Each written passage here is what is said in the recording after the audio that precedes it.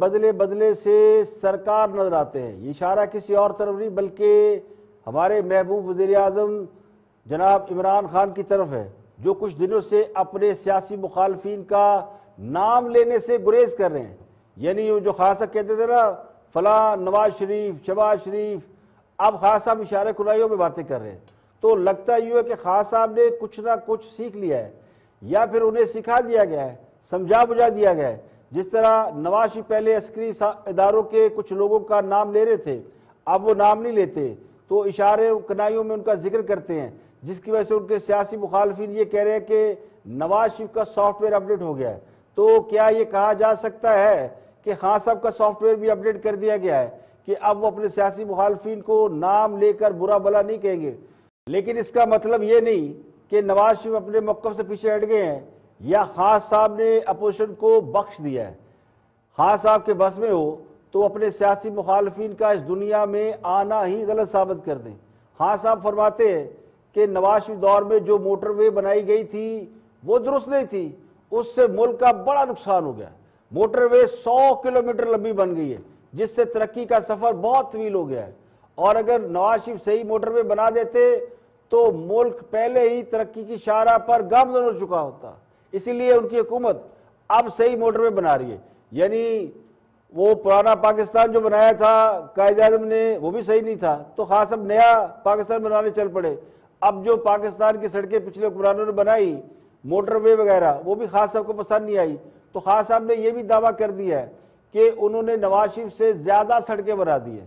جس طرح کے پی کے میں وہ 300 ڈیم بنانے اور بلین ٹری لگانے کے دعوے کرتے رہے ہیں، تو اسی طرح انہوں نے اب سڑکیں بنانے کا دعویٰ بھی کر دیا کہ انہوں نے پچھلی حکومت سے 3 گنا زیادہ سڑکیں بنائی ہیں. اور 100 کلومیٹر طویل موٹر وے بنانے پر ان کا خیال یہ کہ اس کی تحقیق ہونی چاہیے اور نواز شریف پہ مقدمہ بننا چاہیے. اب موٹر وے بنانے پر جو نقصانات خان صاحب نے قوم کو گنوائے ہیں ان کی عظمت کو سلام کرنے کو جی چاہتا ہے. یہ وہی نقصان ہے جس طرح خان صاحب نے وزیر اعظم ہاؤس کے نقصان گنوائے تھے، وزیر اعظم ہاؤس کی گائے اور بھینسوں کے نقصان گنوائے تھے، بڑی بڑی گاڑیاں رکھنے کے بڑے بڑے بنگلے رکھنے کے نقصان گنوائے تھے، اور پھر بعد میں جو کچھ ہوا وہ سب کو معلوم ہے. لیکن وزیر اعظم کے دل میں قوم کا اتنا ہی درد ہونا چاہیے جتنا وہ اس وقت ظاہر کر رہے ہیں کہ بڑا نقصان ہو گیا، 100 کلومیٹر لمبی سڑک بن گئی اور پتہ نہیں لوگوں کی کتنا پیٹرول ضائع ہو گیا اور کتنا کچھ ضائع ہو گیا. تو اب خان صاحب سڑک کو ٹھیک ٹھیک بنائیں گے. اب خان صاحب جو خود کہا کرتے تھے کہ سڑکیں اور پل بنانے سے قومیں ترقی نہیں کیا کرتی، تو کیا ان سے یہ سوال پوچھا جا سکتا ہے کہ خان صاحب آپ تو کہتے تھے کہ سڑکیں اور پل بنانے کا فائدہ ہی کوئی نہیں، قومیں اس سے ترقی نہیں کرتی، آج آپ یہ دعویٰ کر رہے ہیں کہ پچھلی حکومتوں سے کہیں زیادہ سڑکیں بنا چکے ہیں؟ تو پہلی تو بات یہ ہے کہ سڑکیں اللہ جانے کہاں بنائی ہیں. خان صاحب نے ایک اور معاملے میں قوم سے جھوٹ بول دیا ہے. جس طرح خان صاحب نے ماضی میں کئی اس طرح کی باتیں کی، آئی ایم ایف سے قرض لینے کی بجائے خودکشی کرنے کا اعلان کیا لیکن نہیں کی اور قرض پر قرض لیے جا رہے ہیں. تو اب تو لوگ یہ بھی نہیں کہتے خان صاحب اگر کسی بات سے پھر جائیں یا جو وہ کہتے تھے کہ میں نہیں کروں گا وہ کرنے لگ پڑے تو اب اسے لوگ یو ٹرن کے نام سے بھی یاد نہیں کرتے، لوگ یو ٹرن کی اصطلاح بھی بھول گئے ہیں. تو خان صاحب کو موٹر وے لمبی بن جانے کا دکھ تو ہے لیکن انہیں اس بات کی کوئی فکر نہیں کہ قوم کو 3 سال سے انہوں نے مہنگائی اور بے روزگاری کی سولی پر ٹانگ رکھا ہے. پچھلی حکومت کے منصوبوں کی تختیاں اتار کر نئی لگا کر اس کا جتنا جی چاہے خان صاحب جو ان کے وزراء مشیر سب کریڈٹ لے لیں، لیکن جو گراؤنڈ ریئلٹی ہے زمینی حقائق اس کو کیسے بدلیں گے؟ تو لگتا ہی ہو کہ جس طرح خان صاحب نے قوم کو ماموں بنا رکھا ہے اسی طرح ان کے وزیر اور مشیر انہیں بھی ماموں بنا رہے ہیں. یعنی اس کی ٹوپی اس کے سر اور اس کی ٹوپی اس کے سر. پچھلی حکومتوں کے منصوبوں کی تختیاں اتار کر نہیں لگانے سے آپ یہ کریڈٹ لینے کی کوشش کر رہے ہیں کہ یہ کام ہم نے کیا ہے، یا پھر یہ کوئی نقشہ ایسا بنایا گیا ہے جس کے اوپر سڑکیں نظر آتی ہیں اور وہ خان صاحب کو نظر آتی ہیں. یعنی عثمان بزدار کے بارے میں خان صاحب یہ کہتے ہیں کہ انہوں نے شہباز شریف سے زیادہ کام کیا ہے لیکن وہ کام کسی کو نظر نہیں آتا، خان صاحب کو نظر آ جاتا ہے، کسی اور کو نظر نہیں آتا. تو 3 گنا سڑکوں کا معاملہ بھی کچھ اسی قسم کا لگتا ہے جو صرف خان صاحب کو دکھائی دے رہی ہیں، عوام کو تو نظر نہیں آ رہی. تو حکومت کا حال ان لوگوں کی طرح ہے جنہوں نے ایک دیوار کو دھوپ سے چھاؤں میں منتقل کرنے کا سوچا اور چپلیں اتار کر دیوار کو دھکا لگانا شروع کر دیا. تو کافی دیر دھکا لگاتے رہے, پیچھے سے کوئی چپلیں اٹھا کے لے گیا. اب صبح سے شام ہو گئی تو انہوں نے کہا کہ اب تو دیوار چھاؤں میں آ گئی ہے, تو پیچھے مڑ کے دیکھا تو چپلیں بھی نہیں تھی, تو پسینہ پوچھ کر کہنے لگے کہ ہم نے دیوار کو چھاؤں میں منتقل کر دیا ہے اور اسے چھاؤں میں لاتے لاتے ہم بہت دور نکل رہے ہیں. تو کچھ یہی حال ہے اس ملک کی ترقی کا, ڈیموں کا, درختوں کا اور سڑکوں کا, کہ جس کو دھکا لگاتے لگاتے جو ہے وہی کی وہی کھڑی, لیکن خیال یہ ہے کہ بہت دور تک نکل آئے ہیں.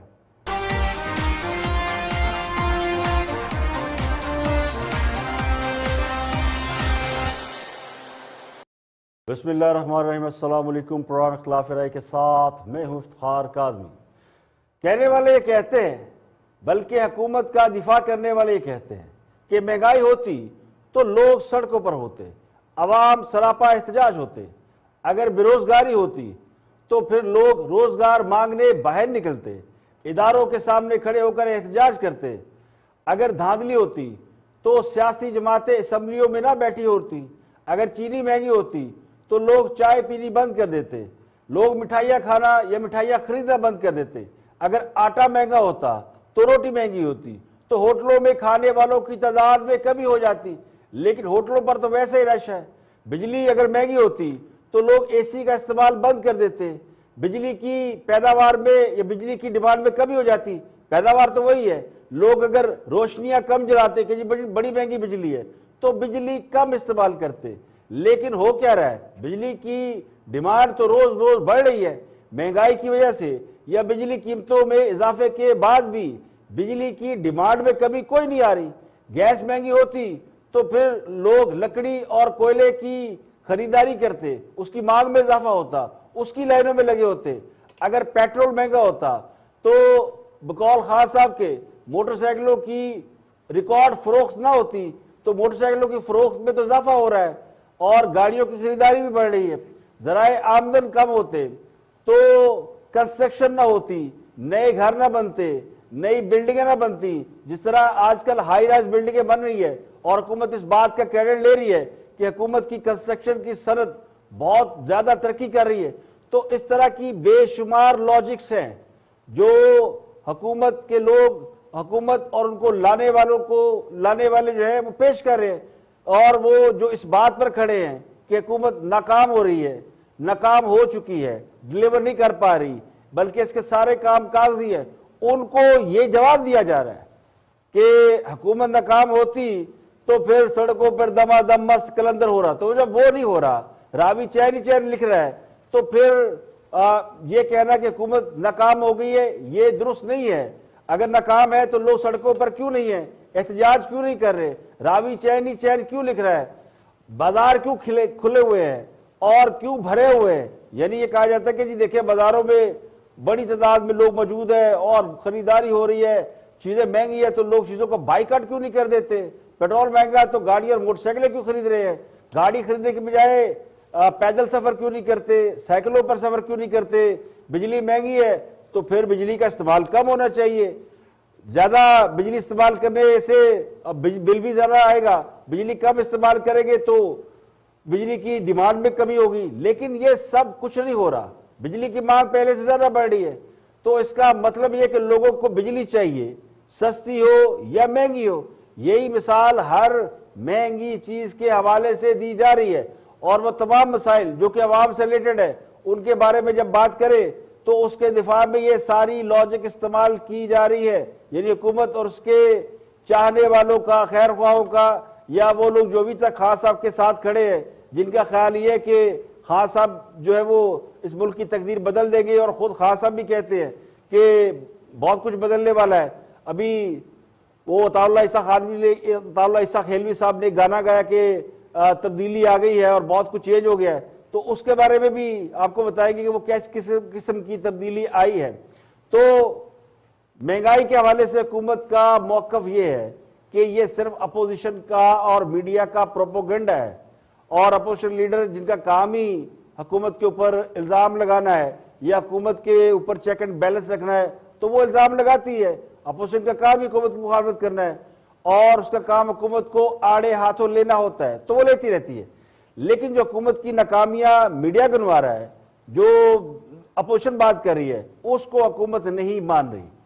حکومت یہ کہتی ہے کہ یہ سارے مسائل، یہ ساری باتیں میڈیا کی پیداوار ہے، یعنی میڈیا کی ذہنی اختراع ہے.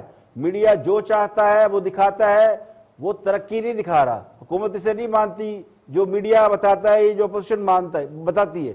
تو اپوزیشن اور میڈیا کو تو حکومت نے آؤٹ رائٹ ریجیکٹ کر دیا، جس کا مطلب یہ ہے کہ حکومت کے نزدیک مہنگائی، بے روزگاری، تباہ شدہ معیشت، زبوحالی، برباد کاروبار، خارجہ تعلقات یعنی بدترین، قرضے، بدامنی اور تباہ اور برباد ہو تو ادارے جنہیں ہم اپنی آنکھوں سے دیکھ رہے ہیں، کرپشن، بے تحاشا کرپشن، لوٹ مار، اکرمہ پروری اور عوام کی جیبوں پر اربوں روپے کے ڈاکے، یہ سب جائز سمجھ لیے گئے ہیں. کیونکہ جب یہ مان لیا گیا ہے کہ لوگ مطمئن ہیں، وہ تو باہر نکل ہی نہیں رہے، کوئی احتجاج ہو نہیں رہا، سیاسی جماعتیں سوئی پڑی ہیں، تو ہم وہ قوم ہیں جو 100 جوتے اور 100 پیاز کھاتی ہے لیکن اف نہیں کرتی. احتجاج کرنے کی بجائے الٹا یہ فرمائش کرتی ہے کہ جوتے مارنے والوں کی تعداد بڑھا دی جائے. تو پھر یہی کچھ ہوتا ہے. اسی قسم کی لاجکس کام کرتی ہے. جب احساس ختم ہو جائے تو اخلاقیات خود بخود دم توڑ دیتی ہیں. یعنی اگر آپ کی آنکھ کی بینائی ختم ہو جائے تو پھر سیاہی اور اندھیرے کے علاوہ یا تاریکی کے سوا اور کیا نظر آئے گا؟ تو اس وقت جس کو نظر آ رہا ہے وہ تاریکی نظر آ رہی ہے. فوج یہ کہتی ہے کہ اس کا سیاست سے کوئی لینا دینا نہیں، سیاسی معاملات میں فوج مداخلت نہیں کرتی. لیکن وفاقی وزیر داخلہ شیر رشید نے یہ دعویٰ کیا ہے کہ کوئی بھی سیاستدان یا سیاسی جماعت ایسی نہیں جس کے فوج سے رابطے نہ ہوں، اور کوئی بھی سیاستدان ایسا نہیں جو کہ اسٹیبلشمنٹ کی نرسری سے نہ نکلا ہو. تو اس کا مطلب تو یہ لیا جا سکتا ہے کہ شیر رشید یہ اعتراف کر رہے ہیں کہ خان صاحب بھی اسی نرسری کی پیداوار ہیں جس نرسری سے نواز شریف یا دیگر سیاستدانوں کو پیدا ہونے کے تانے دیے جا رہے ہیں. تو شیر رشید کا یہ بیان فوج کے اس دعوے کی نفی ہے جس کے مطابق فوج سیاست میں مداخلت نہیں کرتی. تو حکومت کے ایک اہم وزیر کا یہ اعتراف کہ فوج سیاسی معاملات میں انوالو ہے بنیادی طور پر ایک چارج شیٹ سمجھا جا سکتا ہے. اور اگر یہ کہا جائے کہ فوج کو بدنام کرنے کی کوشش ہے تو غلط نہیں ہوگا. اسٹیبلشمنٹ جو پچھلے کئی عرصے سے ایک کوشش کر رہی ہے کہ وہ خود کو نیوٹرل رکھنے کا تاثر قائم کرے، سیاسی معاملات سے الگ تلگ رہے، فوج پر یا اسٹیبلشمنٹ پر موجودہ بڑی بڑی سیاسی جماعتیں یہ الزام عائد کرتی رہی ہیں کہ انہوں نے 2018 کے الیکشن میں خان صاحب کو سپورٹ کیا تھا. تو یہ ان پر چھاپ لگ چکی ہے کہ 2018 کے الیکشن میں کوئی گڑبڑ کی گئی تھی اور اس گڑبڑ میں اسٹیبلشمنٹ انوالو تھی. تو اسٹیبلشمنٹ اس تاثر کو ختم کرنے کی ایک طویل عرصے سے کوشش کرتی ہوئی نظر آ رہی ہے، لیکن اس کوشش کو خود حکومت کے لوگ مسلسل ناکام بناتے چلے آ رہے ہیں. تو یہ ایک انتہائی حساس معاملہ ہے کہ کیوں حکومت بار بار یہ ثابت کرنے پر تلی ہے کہ فوج سیاسی معاملات میں انوالو ہے، اور یہ کہنا کہ کوئی سیاستدان ایسا نہیں جو فوج کی نرسری سے نہیں نکلا. تو بنیادی طور پر اس کا مطلب یہ تاثر دینا ہے کہ خان صاحب بھی وہی انہی کی پروڈکٹ ہیں.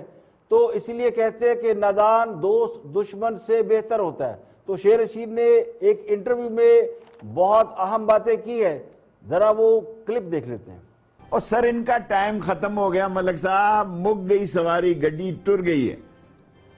شیخ صاحب ایک بات، مسئلہ صرف ٹی وی پروگرام ہے.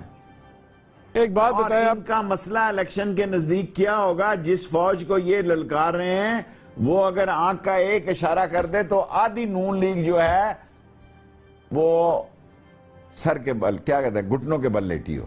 وہ کہتے ہیں ٹھیک ہے لگے رہو، کوئی تھریٹ نہیں ہے بھائی. 4 سال لگ گیا. یہ عثمان بزدار کو کہتے تھے، میں کہتا ہوں پاکستان کا تو آپ کہہ رہے ہیں یہ بار بار فوج سے بات کر رہے ہیں، فوج بات نہیں کر رہی ان سے. دیکھیں میرا حلقہ بڑا حساس ہے. فوج رابطے ضرور رکھتی ہے، یہ اس کا کام ہے. دیکھیں فوج تو کبھی دروازے بند نہیں کرتی، لیکن ذمہ داری کا مسئلہ جو کرنا ہے وہ پھر ان کا ایک پوری اسٹریٹجیکل ان کے ڈیسیژن ہوتے ہیں. باقی ان کے ساتھ سارے آدمی رابطے میں چیلنج کرتا ہوں، مالک کے پروگرام میں چیلنج کرتا ہوں دو چیلنج کرتا ہوں آپ کے پروگرام. ایک بندہ بھی بتائیں جس نے جو فوج کی نرسری سے اور جی ایچ کیو کے گیٹ نمبر 4 کی پیداوار نہ ہو اور اس نے اس سے رابطے نہ رکھے ہوں. اور دوسرا آج کا چیلنج کرتا ہوں کہ تمام لوگ رابطوں میں ہوتے ہیں, تمام لوگ رابطوں میں ہیں, اور میری رائے یہ ہے, یہ خان صاحب کی رائے نہیں ہے, معذرت چاہتا ہوں, وہ مجھ پہ خفا ہوتے ہیں کئی دن, کہ یہ رابطے رہنے چاہیے, ان کی بھی ضرورت پڑ جاتی ہے.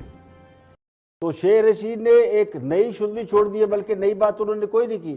وہ ہمیشہ یہ کہتے رہے کہ جی ایچ یو کے گیٹ نمبر 4 سے بہت سے لوگ نکلتے ہیں. تو اس بار پھر انہوں نے ایک بار فوج کو نشانہ بنایا. سوال یہ ہے کہ فوج جو بار بار خود کو سیاسی معاملات سے پہلو بچانے کی کوشش کرتی ہے, ان کو بار بار سیاست میں کون گھسیٹ رہا ہے؟ پچھلے دنوں جب اپوزیشن تحریک چلائی تھی اور بعض معاملات میں فوج پر انگلیاں اٹھائی تھی, تو یہ کہا گیا تھا کہ فوج کو سیاسی معاملات میں نہ گھسیٹا جائے. تو یہ بات کسی نہ کسی حد تک بہت سے کوارٹرز میں مان لی گئی تھی کہ فوج سیاست میں انوالو نہ ہو تو فوج کا نام نہیں لیا جائے گا. تو اس کے بعد سے پھر کچھ اہم شخصیات کے نام لیے جانے بند کر دیے گئے.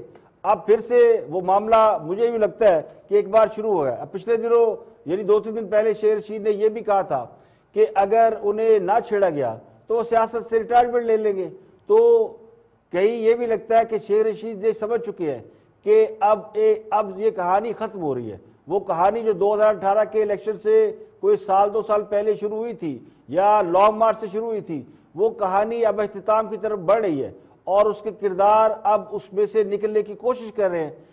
اگر شیر رشید یہ کہہ رہے ہیں یا انہیں یہ ڈر ہے کہ وہ ایم این اے نہ بنے یا ایم این اے نہ رہے, تو پھر جو بھی حکومت میں آئے گا وہ ان کا جینا محال کر دے گا. تو اسی لیے وہ این آر او مانگ رہے ہیں کہ اگر انہیں نہ چھیڑا گیا تو پھر وہ ریٹائرمنٹ لے لیں گے. تو انہیں اس بات کا بھی کہیں نہ کہیں شبہ یا امکان موجود ہے کہ اگلی حکومت خان صاحب کی نہیں ہوگی, اور جن کے سر پہ خان صاحب کی حکومت ہے وہ ان کو مسلسل انگیج رکھنے کے لیے ان کے بار بار نام لے رہے ہیں.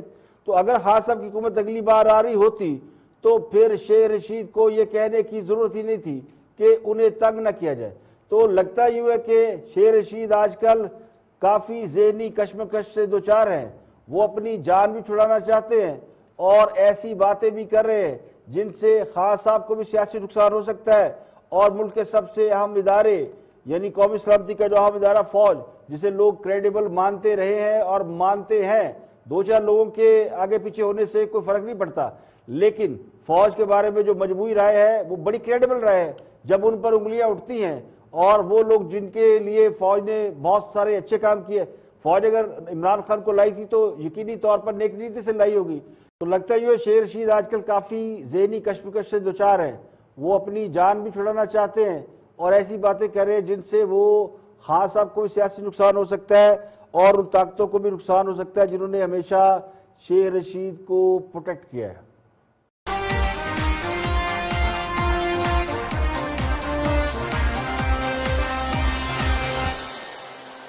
تو 2 بڑی اہم شخصیات نے 2 بڑے دھماکہ دار انٹرویو دیے ہیں. پہلے خواجہ آصف اور دوسرے ہیں چودھری نثار. دونوں کا تعلق ہے پاکستان مسلم لیگ کے حوالے سے, اور دونوں جو ہے بہت ہی نمایاں عہدوں پر کام کر چکے ہیں. ایک وزیر داخلہ رہے ہیں, دوسرے وزیر دفاع بھی رہے ہیں, اور بھی اہم عہدوں پر رہے ہیں. دونوں کا جو انداز سیاست ہے وہ تھوڑا ڈیفرنٹ ہے.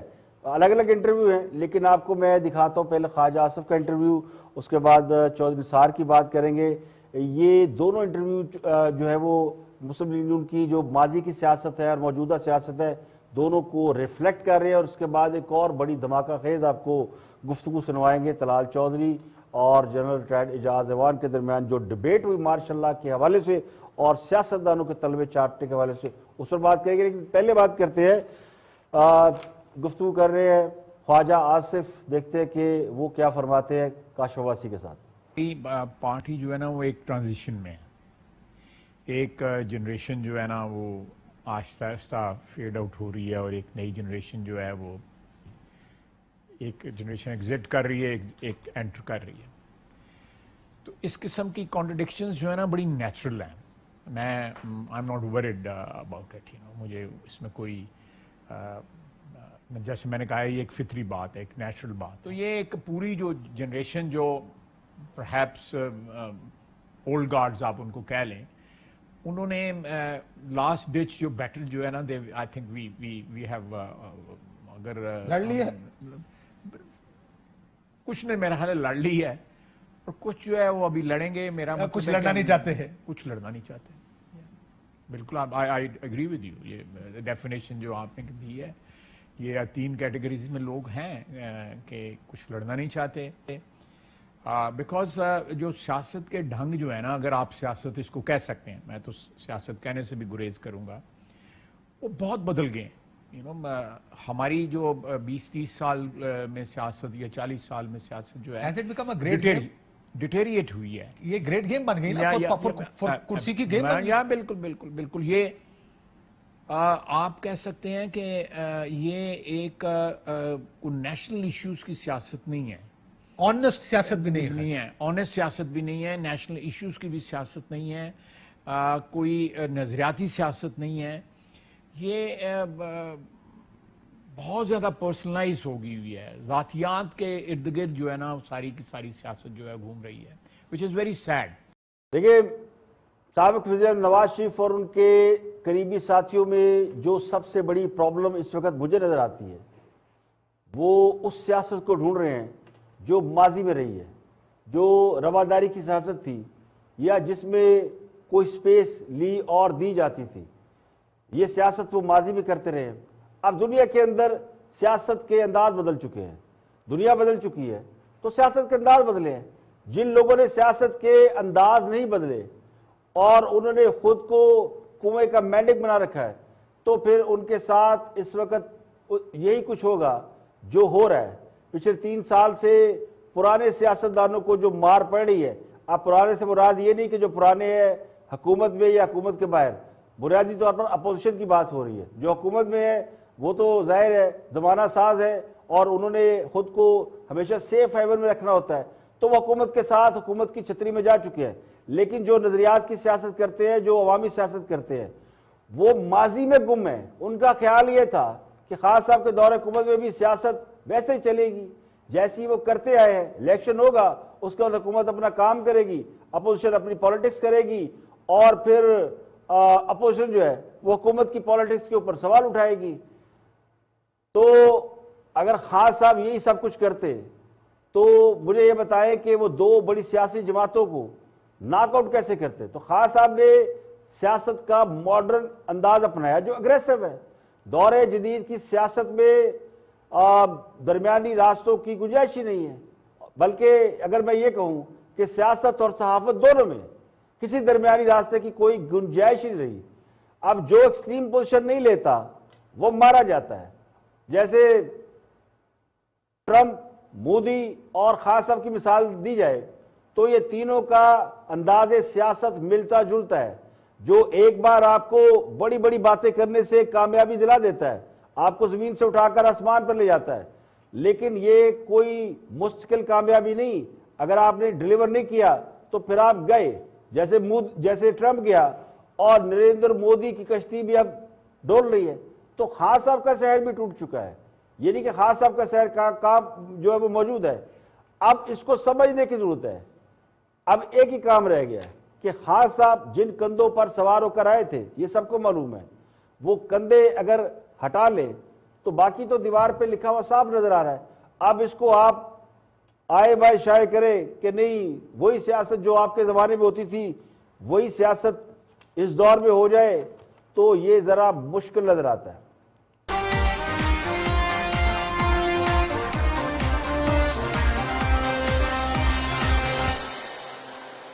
Welcome back. آپ دیکھ رہے ہیں پروگرام اختلاف رائے اور میں افتخار کاظمی. بریک کے بعد حاضر خدمت ہے, آگے بڑھتے ہیں. اور سابق وزیر داخلہ چودھری نثار گفتگو کر رہے ہیں, اور چودھری نثار ایک زمانے میں مسلم لیگ نون کا بڑا افیکٹو حصہ تھے, اور کچھ ماضی کی باتیں وہ کر رہے ہیں. دیکھتے ہیں کہ کیا فرماتے ہیں, سوال اور جواب دونوں سنتے ہیں. Watch please.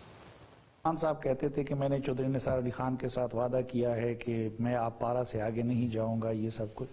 آپ نے پھر ان کو آپ پارا سے آگے کیوں جانے دیا پارلیمنٹ ہاؤس تک؟ صافی صاحب میرے پاس بےہودگی کا علاج تو ہے کوئی نہیں, اور یہ چیز سچ اور جھوٹ میں تفریق ڈالنا کوئی مشکل ہے ہی نہیں. اس وقت کی آپ کلپس نکال لیں ٹی وی کی, اس وقت کی اخبارات کے وہ نکالیں. میں ایک قدم بھی پی ٹی آئی کو اور قادری صاحب کو ادھر سے آگے جانے کی اجازت دینے کے حق میں نہیں تھا جہاں میں نے دی، بلکہ میں نے پرائم منسٹر ہاؤس سے اٹھ کے میں نے جا کے ایف سی کو، رینجرز کو اور پولیس کو کہا کہ آپ آپریشن شروع کریں. میں پنجاب ہاؤس پہنچا تو پیچھے پرائم منسٹر نے یہ آپ نکالیں، جیو کے نکالیں کلپس. وزیر اعظم نے پی ٹی آئی اور قادری کو ریڈ زون میں داخل کی اجازت دے دی. میں نے تو اس پہ استعفیٰ دے دیا تھا. آپ فواد حسن فواد سے پوچھیں، میرے پاس اب بھی اس کا ریکارڈ ہے اس استعفے کا. میں تو ان کو آگے آنے کے حق میں نہیں تھا. یہ تو وزیر اعظم نے اجازت دی. اور ریکارڈ نکالیں، کسی کی بات نہ سنیں، نہ میری سنیں نہ جو بیہودہ لوگ یہ پروپیگنڈا کرتے ہیں ان کی بات سنیں. تو وزیر اعظم نے یہ کس کے ذریعے کیا؟ اپنے انٹیریئر سیکرٹری کے ذریعے؟ کیونکہ آپ انٹیریئر منسٹر تھے، آپ کے ذریعے کرواتے ہیں. نہیں، ان کے اپنے، مجھے نہیں پتا کہ ایم ایس کے ذریعے کیا یا سٹاف کے ذریعے کیا. انہوں نے پولیس کو اور ایف سی کو آپریشن سے روک دیا. آپریشن شروع ہو چکا تھا. یعنی معاملہ الٹ تھا، آپ ان کو نہیں آنے دے رہے تھے، میں ان کو نہیں آنے دے رہا. پرائم منسٹر نے آنے دیا، اس پہ احتجاجاً آپ نے استعفیٰ دیا جس کا ریکارڈ اب بھی میرے پاس ہے. اور میں نے فواد حسن فواد کو پنجاب ہاؤس بلا کے کہا کہ یہ میرا استعفیٰ ہے. مجھے اعتماد میں کچھ اور وہاں فیصلہ کرا کے آیا ہوں، میں ادھر پہنچا ہوں تو ایک اور فیصلہ ہو گیا، تو میں اس پہ استعفیٰ دینا چاہتا ہوں. اور استعفے میں ریزن بھی یہ تھا کہ میں ان کو آنے نہیں دے رہا تھا اور آپ نے، وزیر اعظم نے مجھے بائی پاس. استعفیٰ تو وہی تھا، بالکل اسی لیے تو تھا، اسی لیے تو میں نے استعفیٰ دیا. دیکھیں یہ بات حقیقت ہے کہ اگر نواز شریف اس وقت آپریشن کی اجازت دے دیتے جب طاہر القادری اور خاص صاحب لانگ مارچ کر کے اسلام آباد گئے تھے اور انہیں آبپارہ سے پیچھے روک لیا گیا تھا، تو بڑا خون خراب ہو جاتا. اور نواز شریف صاحب کو یہ اطلاع تھی کہ لانگ مارچ کے شرکا یہ چاہتے ہیں، بلکہ لانگ مارچ کو لیڈ کرنے والے چاہتے ہیں کہ حکومت سے غلطی کرائی جائے اور کچھ لاشیں گرائی جائے. اگر لاشیں گر جاتی تو اس لانگ مارچ اور اس دھرنے کے مقاصد پورے ہو جاتے. تو نواز شریف صاحب نے انٹیلیجنس کی بنیاد پر، انفارمیشن کی بنیاد پر یہ آپریشن روک دیا. رینجر پولیس سب کی تیاری تھی. جو انصار اس حوالے سے ٹھیک کہہ رہے ہیں کہ اس وقت آپریشن کا فیصلہ کر لیا گیا تھا، لیکن سوال یہ کہ کیا یہ آپریشن نواز شریف سے پوچھ کر کیا گیا تھا؟ تو یہی وہ ہم نقطہ ہے جس کے اوپر اختلافات پیدا ہوئے تھے کہ نواز شریف صاحب کو اس بات کی بھی اطلاع نہیں تھی کہ آپریشن کی تیاری کر لی گئی ہے، بلکہ انہیں یہ بتایا گیا تھا کہ اس طرح خاص صاحب آ رہے ہیں اور آپ کے وزیر داخلہ آپریشن کریں گے اور اس کے نتیجے میں کوئی خدا نہ خواستہ خون خرابہ ہوگا اور لاشیں گرے گی. جب لاشیں گر جائے گی، اور اس کے لیے مولانا طاہر القادری تیار ہو کر گئے تھے اور یہ ان کی ذمہ داری تھی، اس لیے وہ اتنے اگریسو تھے اور وہ شہادت کے حوالے سے فضائل بیان کر رہے تھے.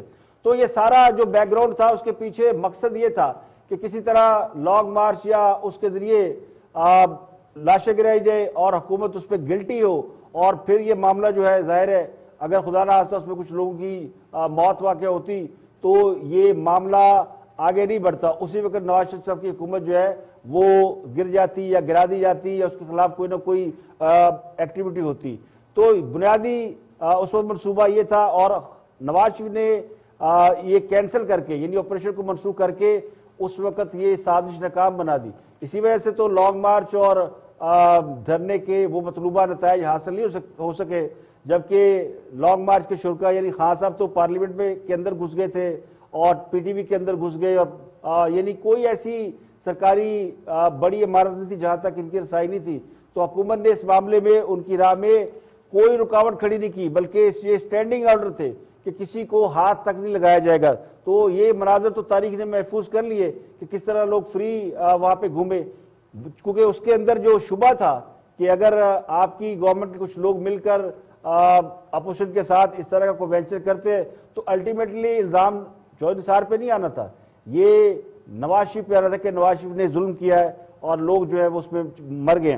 تو یہ اختلاف کی بنیادی وجہ اول تو یہ تھی نہیں جو چودھری نثار بیان کرے. اختلافات کی درجنوں وجوہات اور ہیں، جن میں بنیادی وجہ یہ تھی کہ نواز شریف کے خلاف جو سازشیں ہو رہی تھی اور ان سازشوں کے جو مرکزی کردار تھے ان کے بارے میں چودھری نثار جانتے تھے، لیکن چودھری نثار نواز شریف صاحب کو مسلسل یہ تسلی دیتے رہے کہ کچھ نہیں ہوگا، یہ سب جو ہے فارمیلٹیز ہیں. حتیٰ کہ وہ جب جے آئی ٹی میں جا رہے تھے اس وقت چودھری نثار میں ڈرائیو کر کے لے جا رہے تھے، اس وقت بھی چودھری صاحب کا یہ کہنا تھا کہ یہ سب کچھ جو ہے وہ آئی واش ہے یا کچھ نہیں ہونے والا، وہ بڑے کانفیڈنٹ تھے. تو یہ جو اعتماد چودھری نثار بلڈ کرتے تھے نواز شریف کا، وہ نواز شریف کے پاس بہت سے آپشن موجود تھے، خاص کر جب وہ سپریم کورٹ چلے گئے تھے پاناما کیس کے حوالے سے، تو وہ نہ جاتے، وہ امیونٹی لے لیتے. ایز اے پرائم منسٹر ان کے پاس جتنے اختیارات تھے، ان کی گورنمنٹ تھی، ان کے پریزیڈنٹ ان کا تھا، پریزیڈنٹ کے پاس معافی کا اختیار تھا. تو اتنے اختیارات کے باوجود نواز شریف نے اعتماد کیا اپنے لوگوں پر، اور اس اعتماد کی وجہ سے انہیں خاصا نقصان پہنچا. تو آج جتنے لوگ بھی اپنی صفائیاں پیش کر لیں، لاکھ صفائیاں پیش کر لیں، لیکن جو حقائق ہے وہ بدلنے مشکل ہے. چودھری صاحب اچھے آدمی ہیں، لیکن بدقسمتی سے ان سے کچھ باتیں ایسی منسوب ہیں جن کو وہ ابھی تک اس طرح کلیئر نہیں کر پائے جو کرنی چاہیے، اور یہ باتیں انہیں وہ میڈیا پہ کلیئر کرتے ہیں جن سے کرنی چاہیے، ان سے وہ ہنوز نہیں کر پا رہے.